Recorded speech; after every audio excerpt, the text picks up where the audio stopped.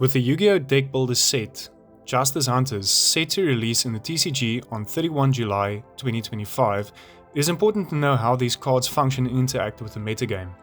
With Konami stating that an update to the FNL list will only come after the 2025 World Championship Tournament, I feel that it is important to know what decks will influence competitive play going forward, at least until a change in the metagame is brought about. This will be an introduction to the Dracotail archetype debuting in this set. I will start by explaining every card in the archetype as it stands to be released in the TCG. Dracotail is a fusion-based archetype that aims to gain advantage by utilizing the main deck monsters to set spell and traps from the deck when used as fusion material. At the current stage, the archetype consists of 11 different cards total, of which 5 are main deck monsters, 2 are spells, 2 are traps, and 2 are fusion monsters. All of the main deck monsters share the following effect. If this card is sent to the graveyard as material for a fusion summon, you can set one Dracotail spell or trap from your deck. This effect is a hard once per turn for every monster. However, some of the monsters have an additional effect attached to this. I'll start off with Dracotail Lucius. It is a level 4 Earth spellcaster with 1800 attack and 700 defense, and it has the following effect. If this card is normal or special summon, you can add one Dracotail monster from your deck to your hand, except Lucius. And then it has the normal fusion summon effect to set a back row from the deck when used as fusion material. It's an obvious 3-of, as it is essentially the base starter for the deck. It can also be considered an extender in the correct context if you already have a play going. This is just a stratus for the deck, and usually if something says normal or special summon add thing of archetype, you play 3. The next card we're going to look at is Dracotail Mulu. It is a level 3 Dark Dragon with 1100 attack and 1500 defense with the following effect. During the main phase, quick effect, you can fusion summon one Dracotail fusion monster from your extra deck using monsters from your hand or field as material. Also, you cannot special summon from the extra deck for the rest of the turn except fusion monsters. It also has the back row set effect, but then it also has an effect that says then you can negate the effects of one face-up monster your opponent controls. You can only use each effect once per turn. Now, in my opinion, this is a 3-of, as it's also a starter and an extender. It does allow you to play through certain hand traps like Infinite Impermanence and Effect Veiler by being able to fusion summon on both turns. So if you use this as your normal summon, they try Imperm or Veiler this, you can leave it on board during your opponent's turn. You can activate the effect because it's a quick effect, and you can start playing on your opponent's turn. That is pretty good. Here's also where the additional effect comes in to allow it to permanently negate the effects of an opponent's monster while also not targeting. It's a really good card for going first or second, and like I said, that non-targeting negate is a really strong effect to help you break boards and also to disrupt your opponents if you chain it correctly.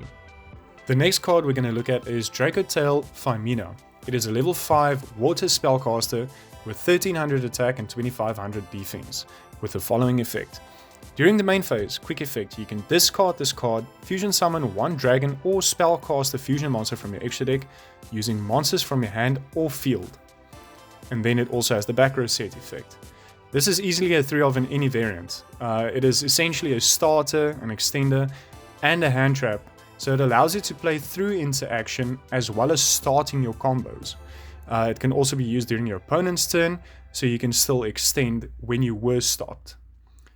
Not only being limited to this archetype is actually quite insane, as it can easily slot into almost any fusion-based strategy due to its restriction being very broad. Being limited to summoning only dragon or spellcaster fusion monsters is not the end of the world, so this would be an automatic include into anything that can use it. Next is Dracotail Urgula. It is a level 6 fire dragon with 2400 attack and 1000 defense, and it has the following effect. If this card is sent to the graveyard as a material for a fusion summon, you can set one Dracotail spell or trap from your deck, then you can destroy one spell or trap on the field. If this card is in your graveyard, you can target one spellcaster Dracotail monster in your graveyard, place this card on the bottom of your deck, and if you do, add that monster to your hand. You can only use each effect once per turn. The ratio for this is debatable, but all arguments for it can be considered. Do you want to have as many materials that are as good as possible to play? Play 3. Do you want to only search it out in certain situations where it is needed and possibly open more space for non-engine? Play 1. I like to fall in between these two arguments, as this card's recycling effect is too valuable in my opinion, while also being good material for fusions, and it helps by popping pesky back row that might stop you. I would recommend playing 2, but it's up to you to adjust the ratios so that they complement your playstyle. Next we have Dracotail Pan. It is a level 7 wind dragon with 2700 attack and 1700 defense, and it has the following effect. If this card is sent to the graveyard as material for fusion summon, you can set a Dracotail spell or trap from your deck, then you can destroy one monster on the field. If a face-up fusion monsters you control is destroyed by an opponent's card effect while this card is in your graveyard, you can place this card at the bottom of your deck, and if you do, special summon one non-fusion Dragontail monster from your graveyard. You can only use each effect once per turn. Again, the ratios are debatable. However, I would like to say that the removal is really appreciated. The recursion effect is frankly lackluster, but it can come up in certain scenarios where your board gets outed by card effects. The argument here is also whether you play more just to have decent fusion materials, and I'm in this camp to be quite honest. My personal recommendation would also be to play 2, but adjust the ratios according to your playstyle again. Like I said, the removal effect is really strong. The first fusion monster is Dracotail Arthalion. It is a level 8 Earth Dragon with 3k attack and 2/5 defense. It requires one Dracotail monster and 1+ monsters in the hand as materials, and has the following effect. If this card is fusion summoned, you can target monsters on the field and or in any graveyards, up to the number of monsters used as material from the hand, return them to the hand. If 2 or more monsters are sent to the graveyard at the same time while this card is already in your graveyard, you can special summon this card but banish it when it leaves the field. You can only use each effect of this card once per turn. This card is so good. Bouncing cards in either graveyards or on either field based on the materials used from hand is really broken. Just a disruption. With this card you can interrupt the opponent's field and graveyard on their turn, break their board going second, and recycle hand traps or other resources for yourself. It also recurs itself, which is a nice addition, and this could be a 3-of in my opinion. Playing the deck, you realize how quickly you run out of this card, and having 3 means you don't have to worry too much about the follow-up.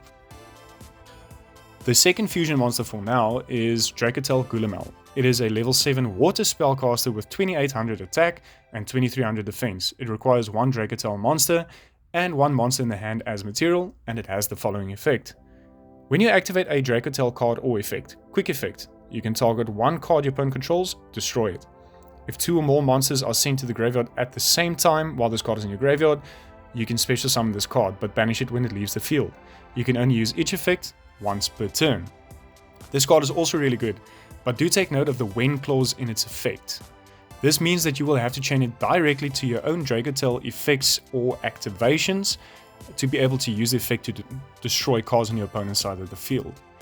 This is the same thing as the Thunder Dragon Fusion, the big one that I can't remember the name of now, that you have to chain it directly to the effect. I would recommend running 2, but you could get away with 1, as it's just a plain removal, but it is also a removal on your opponent's turn if you activate a Dracotail effect. The first spell is Key to Dracotail. It is a normal spell with the following effect. Add one Dracotail monster from your deck to your hand, then if your opponent controls a monster, you can fusion summon one dragon or spellcaster monster from your extra deck using monsters from your hand or field as material. You can only activate one of this card per turn. It is a rotor with an additional effect, which means it should be a definite 3-of in every single variant that you play. It is also searchable by all of the main deck monsters' effects, which is also a very good bonus. You'd be brain dead not to play this at 3. Rahu Drakotel is a normal spell with the following effect. Fusion summon one Dracotail fusion monster from your extra deck using monsters from your hand, deck and or field. Also, you cannot special summon monsters from the extra deck for the rest of the turn after this card resolves, except fusion monsters. You can only activate one Rahu Drakotel per turn. So this is basically a branded fusion for a fusion based archetype that is searchable by every monster. You will play 3, otherwise you're not playing Dracotail. Yes, the fusion monsters do require materials from hand, so you cannot send 2 directly from deck like with branded fusion. Yes, and it locks you into fusions for the rest of the turn, but the power of this card cannot be understated. Branded fusion is already a game-changing card. Now this archetype gets essentially its own branded fusion or Shaddoll fusion. If in the future a Dracotail fusion monster comes out that just requires 2 Dracotail monsters, this card will be absolutely fucking busted. Dracotail Horn is the first trap for the deck, and it has the following effect. Target 1 attack position monster on the field, return it to the hand / extra deck, then you can place 1 Dracotail card from your graveyard or banishment on the bottom of your deck except itself, then draw 1 card. You can only activate 1 per turn. So, being a searchable but more restrictive compulsory evacuation device is really good. The second part of the effect to recycle is also really good to allow you to keep your resource loop going. It must be stated, however, that if your opponent has Ash Blossom or Ghost Spell at the activation of this card, none of the effects resolve, as the draw and the shuffle back and the bounce are all treated as the same effect, so they resolve essentially in a sequence. You only need to run 1 due to its high searchability, but it is a really good include. Just watch out for Ash Blossom and Ghost Spell, but nonetheless, free removal, free disruption. It is also worth it to mention that Glamel can chain when you activate this card, so you can essentially out 2 cards at the same time. Next up we have Dracotail Flame.